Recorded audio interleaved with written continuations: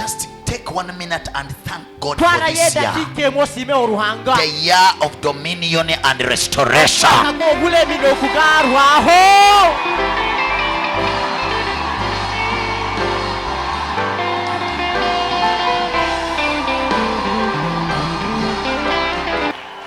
Hallelujah. Amen.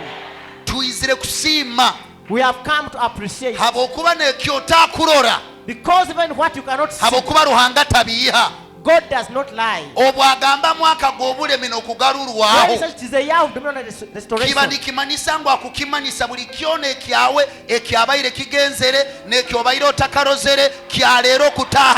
Jesus is meaning it all. You are.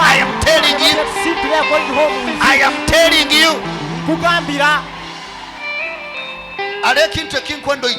There is something I want you to remember. There is something I want you to remember.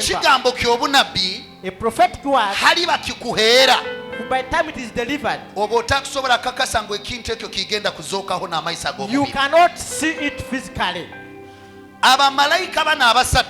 These three angels, when they looked at Sarah, the wife of Abraham, they told her by next time you will be carrying a baby boy.